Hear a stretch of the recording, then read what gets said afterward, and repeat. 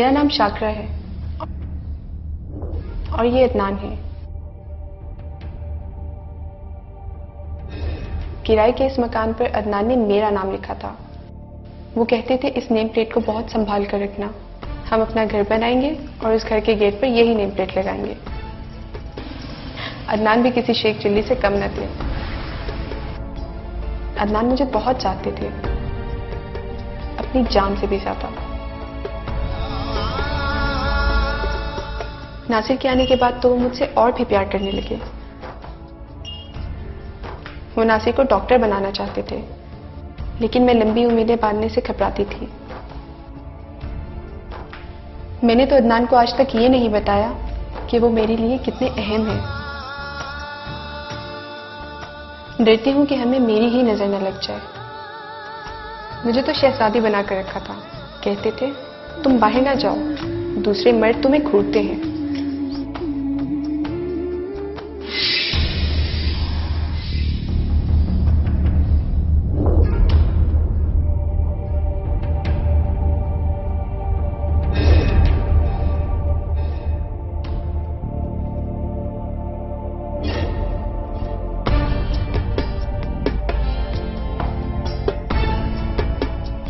कितनी अजीब बात है कि जिस मंजर से हम डरते हैं उस मंजर का सामना हमें जरूर करना पड़ता है।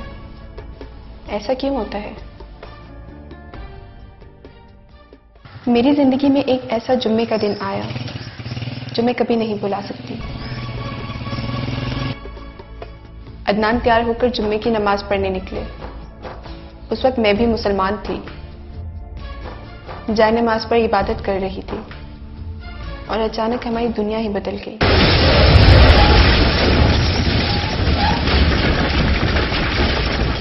और दहशतगर्द आए दिन सैकड़ों हजारों मासूम जानों का बेदर्दाना कत्ल और इंसानी बर्बादी के इंतहाई बहीमाना और सफाकाना इकदामात को नाजायज तौर पर जिहाद के साथ मिला देते हैं।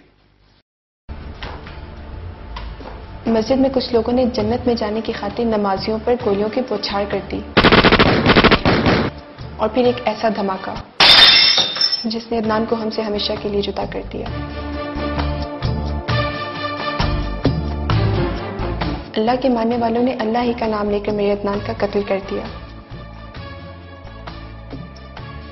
मुझे इन कातलों के मजहब से और उससे जुड़ी हर चीज से नफरत हो गई है। मत पढ़ो नमाज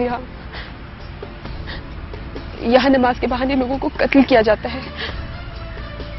ये इबादत गाह नहीं, कत्ल गाह है। चले जाओ तुम यहां से, वरना तुम भी मारे जाओगे।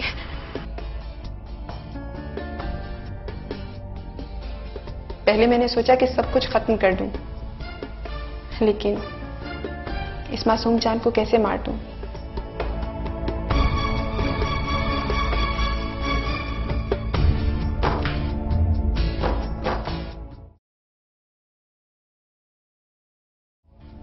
आज मैं मुसलमान नहीं हूं और अब बड़े घर में रहती हूं। मैं जिस रास्ते पे चल रही हूं इससे अदनान बिल्कुल भी खुश नहीं होंगे। नासिर भी मुझसे खुश नहीं है।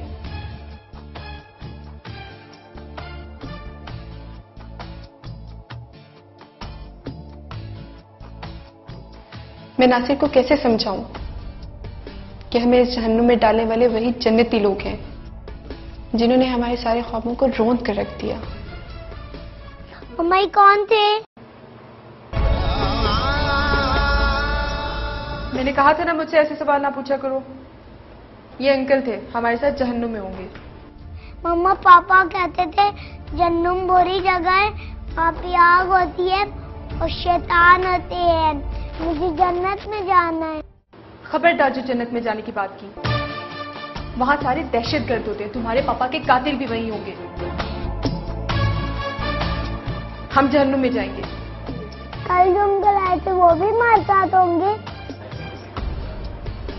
कल? हाँ।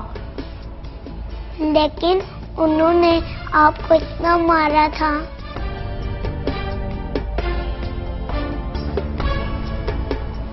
तुम्हें कैसे पता चला?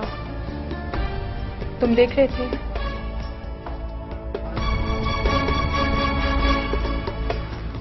बेटा अब यहां कोई नहीं आएगा। मामा को आज जरूरी काम है। आज रात को आपको अकेला सोना होगा। मैं सुबह आ जाऊंगी।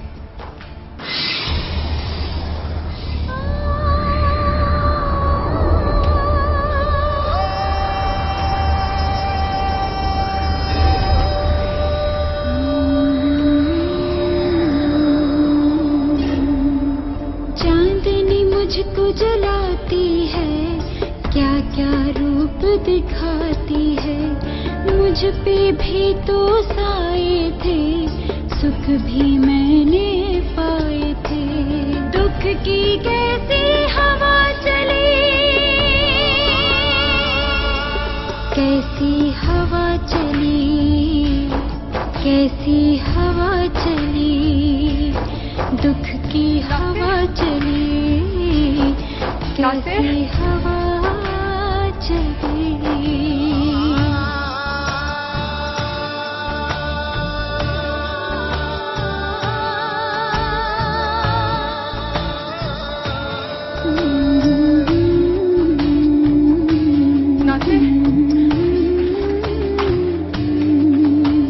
खुशियाँ जब भी आना चाहे, छूकर मुझको सब छुप जाएं। खुशियाँ जब भी आना चाहे, छूकर मुझको सब छुप जाएं।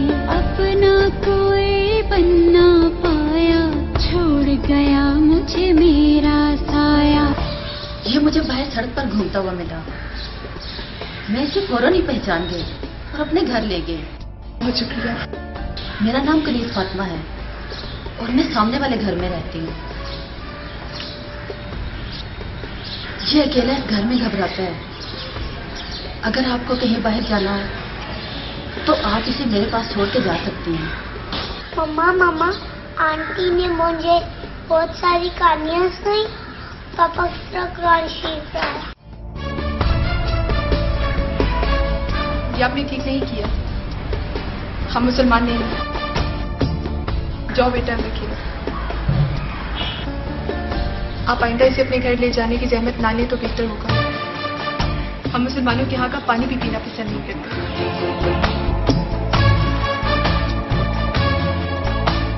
और पूरे आलम इस्लाम के नौजवान एतिकादी, फिक्री, इल्मी और अमली लिहाज से मुतजलजल हो रहे हैं और ज़हनी इंतशार का शिकार हैं।